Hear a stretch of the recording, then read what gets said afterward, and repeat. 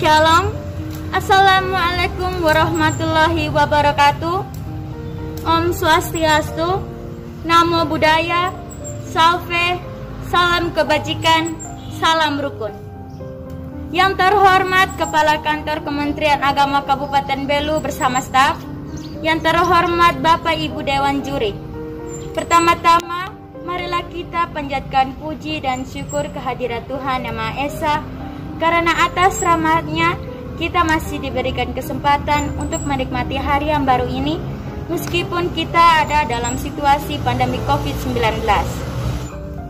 Dalam rangka memperingati hari ulang tahun Kementerian Agama Kabupaten Belu yang ke-52, izinkan saya, Jessica Intan Beralaku, siswi SMP Negeri 1 Atambua, untuk membawakan pidato dengan judul Moderasi Beragama.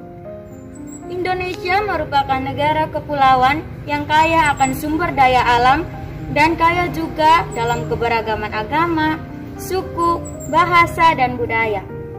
Keberagaman ini terjalin dalam satu ikatan negara kesatuan Republik Indonesia yang utuh dan berdaulat. Salah satu contoh keberagaman di Indonesia adalah keberagaman agama yang terdiri dari agama Islam, agama Katolik, agama Kristen, agama Hindu, agama Buddha, dan agama Konghucu yang harus saling menghargai dan menghormati di antara umat beragama. Di Indonesia, agama menjadi ciri mendasar masyarakat Indonesia. Bahkan, pada acara resmi kenegaraan pun diawali ataupun diakhiri dengan doa. Jika negara aman dan damai, maka ajaran agama bisa kita amalkan dengan baik.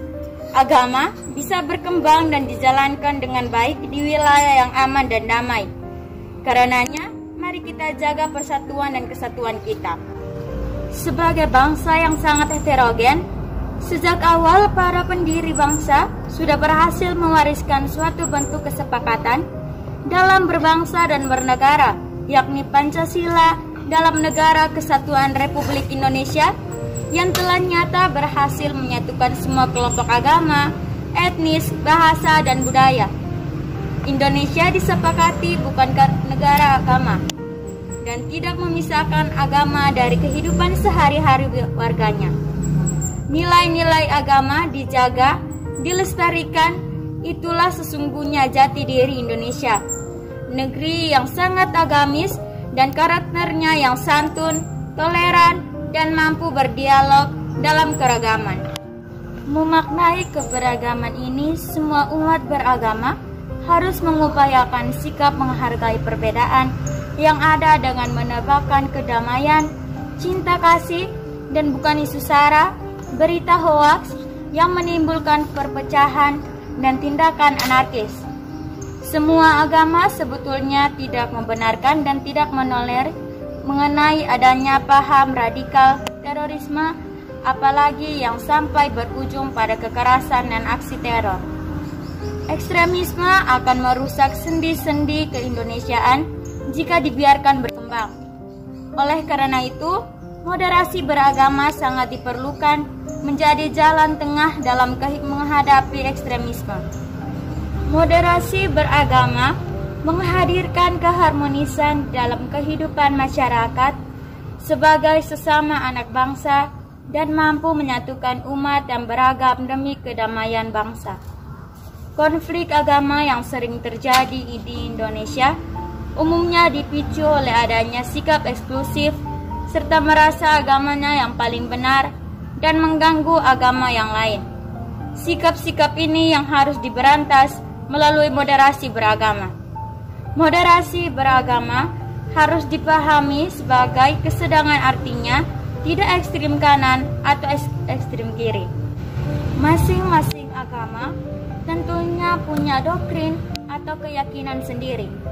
Tetapi dalam hubungan interpersonal berbangsa, maka yang perlu dibangun adalah kerukunan. Sebab itu, membangun moderasi beragama tidak berarti menggabungkan keyakinan orang dengan pandangan-pandangan teologis kita. Moderasi beragama bukan alasan bagi seseorang untuk tidak menjalankan agamanya secara serius. Sebaliknya, Moderat dalam berbangsa tidak hanya berarti percaya diri dengan esensi ajaran agama yang dipeluknya, yang mengajarkan prinsip adil dan berimbang, adanya keterbukaan, penerimaan, dan kerjasama dari masing-masing kelompok yang berbeda. Moderasi beragama harus digalangkan di kalangan generasi milenial agar dapat menerima perbedaan yang ada. Untuk mewujudkan moderasi beragama, khususnya para generasi muda, maka penyelenggara negara juga harus memberikan contoh dan teladan serta memberikan sosialisasi tentang moderasi beragama di sekolah-sekolah, sehingga generasi muda memahami arti dari makna dari moderasi beragama. Semua agama di Indonesia mengajarkan tentang kebaikan. Jikalau ada penganut agama yang melakukan tindakan anarkis, maka perlu ditanyakan esensinya dalam beragama.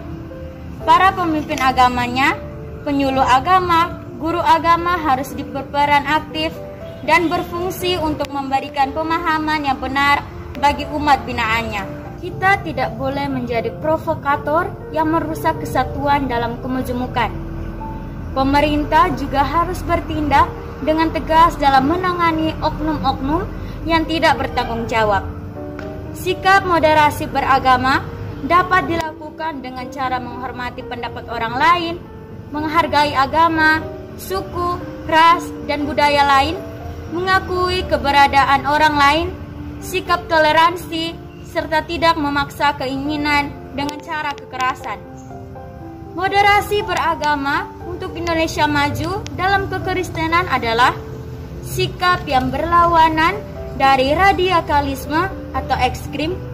Moderasi beragama untuk Indonesia maju dalam kekristenan adalah sikap yang berlawanan dari radikalisme atau ekstrim. Belas kasih dan hidup rukun adalah gambaran nyata dari perwujudan kerajaan surga di bumi pertiwi NKRI.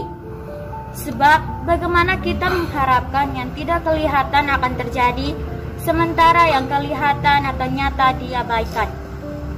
Jadi, dalam hal ini, moderasi beragama dalam kekristenan adalah upaya mengutamakan sisi kemanusiaan atau nilai kemanusiaan. Sehingga agama bukan menjadi senjata untuk saling serang atau membunuh, namun kekuatan yang menghidupkan dan kesejahteraan di bumi pertiwi Indonesia.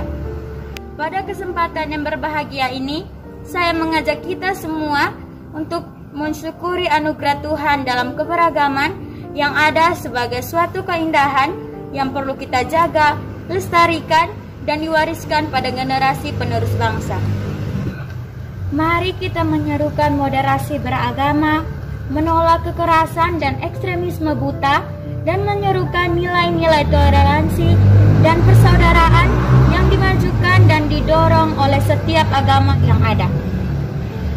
Pada kesempatan berbahagia ini, saya meminta untuk diadakannya sosialisasi tentang moderasi beragama di sekolah-sekolah. Karena di sekolah siswa-siswi yang ada terdiri dari latar belakang agama yang berbeda-beda. Sejak dini generasi muda sudah ditanamkan sikap-sikap yang benar. Demikian pidato yang dapat saya sampaikan. Semoga dapat bermanfaat bagi kita semua. Sekian dan terima kasih. Salam rukun.